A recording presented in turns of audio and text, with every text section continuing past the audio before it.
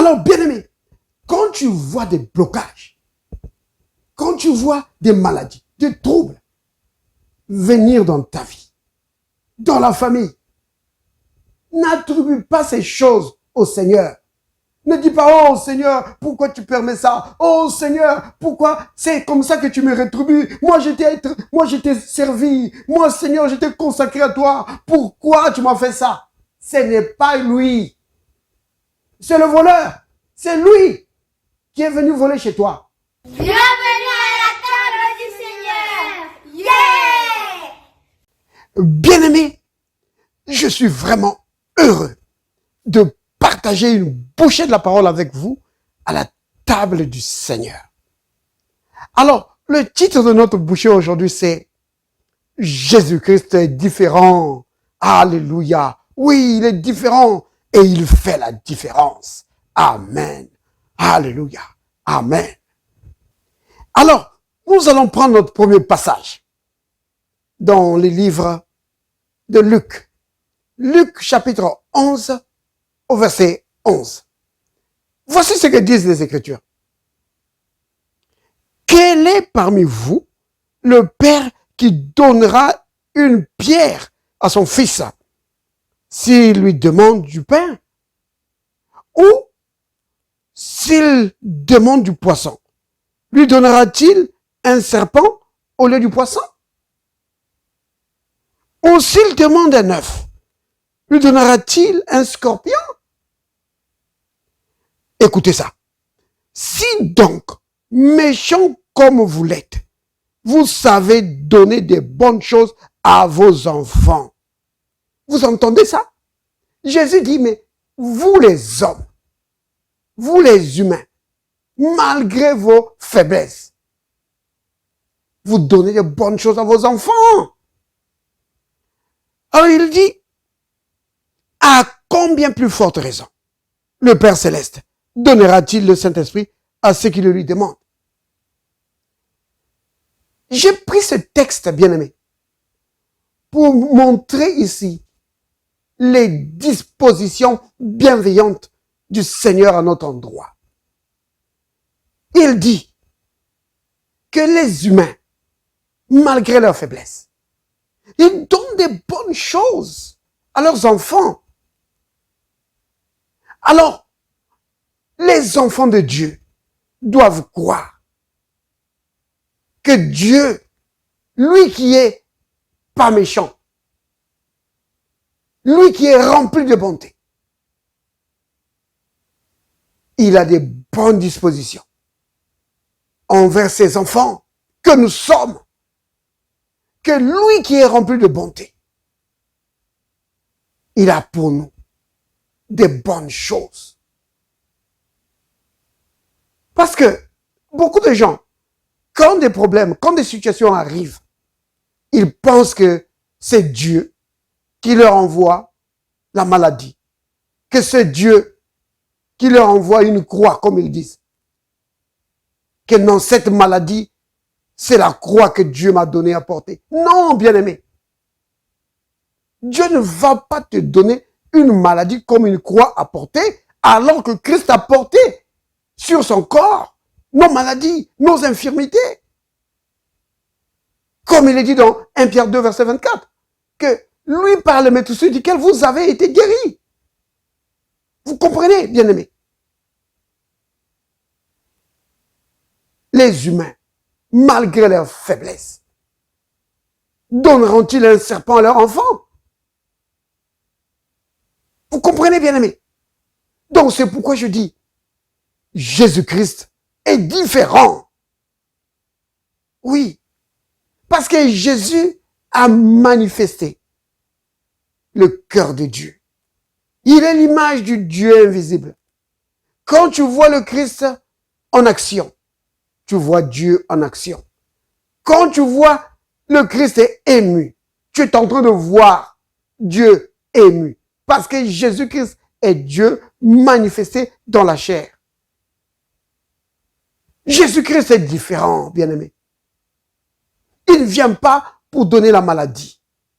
Il ne vient pas pour condamner les gens. Non. Jésus-Christ est venu pour sauver. Il est venu pour délivrer. Il est différent, bien-aimé. Dans Jean chapitre 10, au verset 10, le Christ dit, le voleur ne vient que pour dérober, pour tuer et pour détruire. Mais moi, je suis venu pour que mes brebis aient la vie et qu'elles aient ma vie en abondance. Vous entendez ça? Dans ce verset, le Christ est en train de montrer la différence qu'il y a entre lui et le voleur. C'est qui ça? Satan.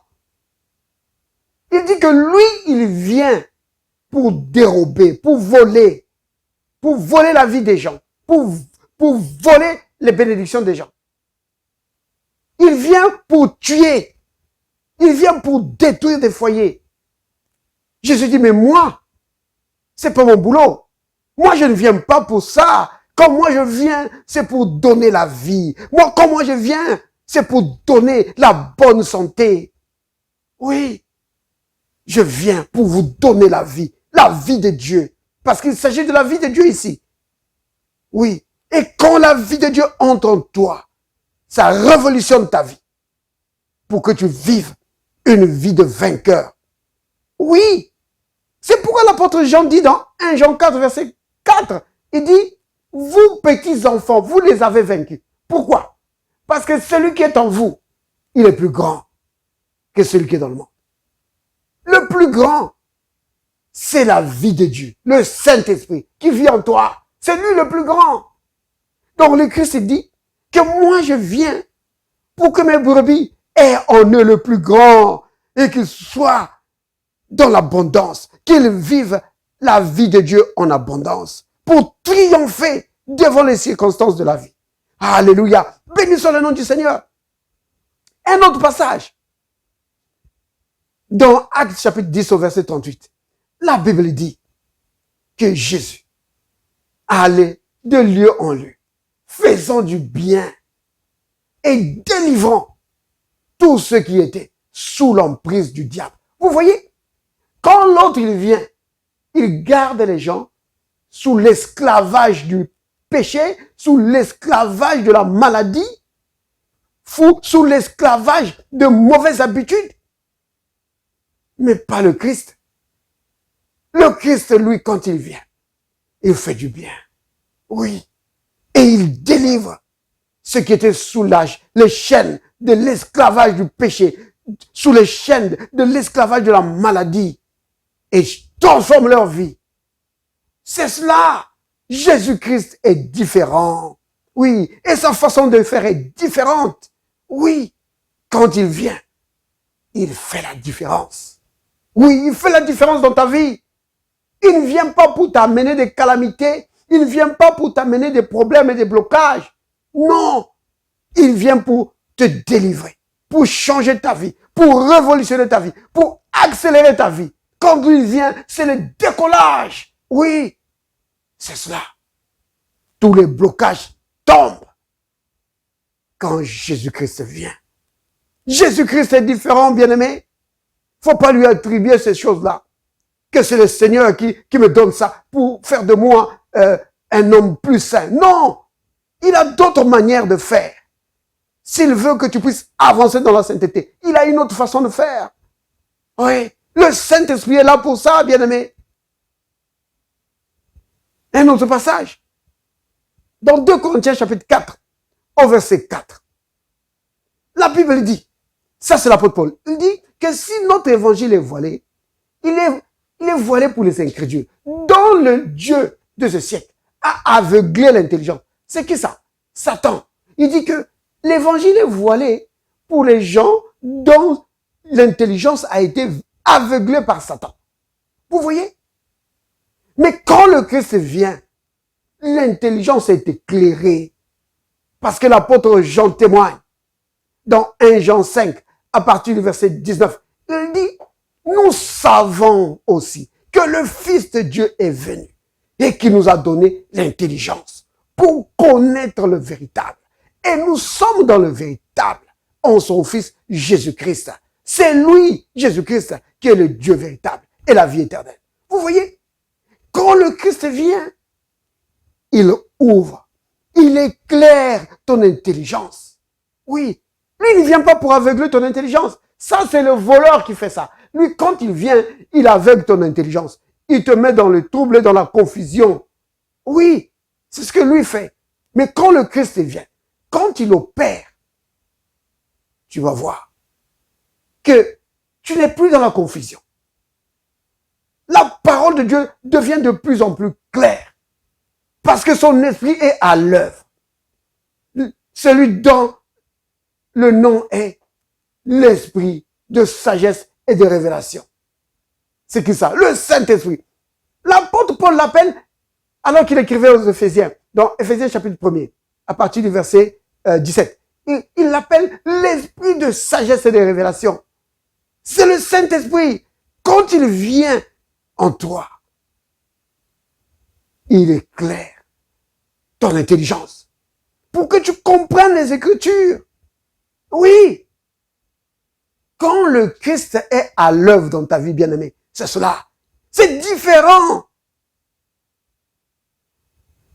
Dans Luc, au chapitre 24, au verset 45, la Bible dit que alors que les disciples du Seigneur étaient dans la confusion, qu'ils ne comprenaient pas ce qui se passait, la Bible dit que le Christ leur ouvrit l'intelligence afin qu'ils comprissent les Écritures. Vous comprenez?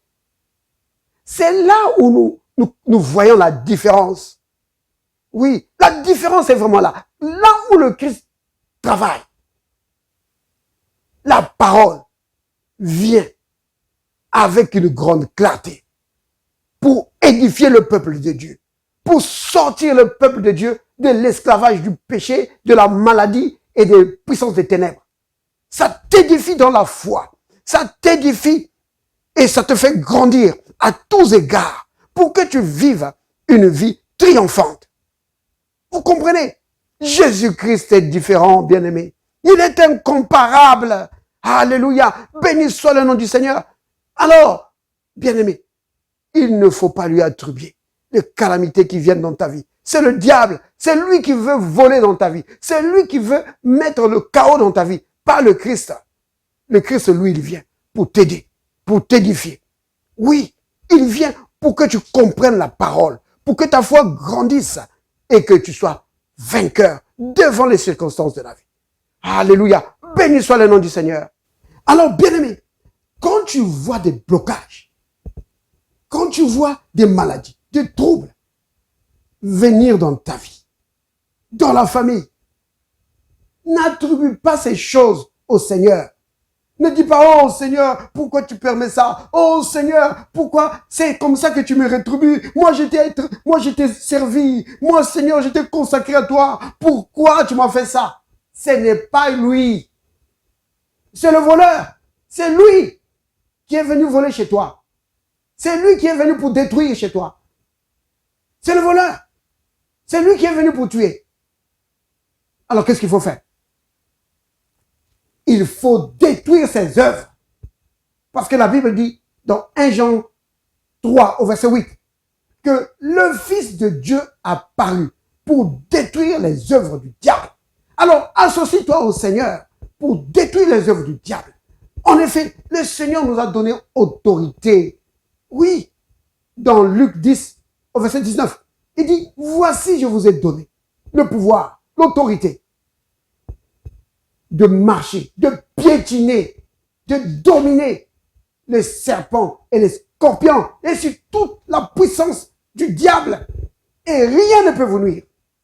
Alors tu dis, toi, esprit impur, qui vient mettre la pagaille dans ma vie, je brise ton pouvoir au nom de Jésus. Toi, esprit d'affliction, qui m'attaque, je brise ton pouvoir. Maladie, je te chasse au nom de Jésus. C'est comme ça. Vous comprenez? Il ne faut pas attribuer ces choses au Seigneur. Oh, béni soit le nom du Seigneur. Oui, il est différent, il est incomparable et il est là pour te faire du bien.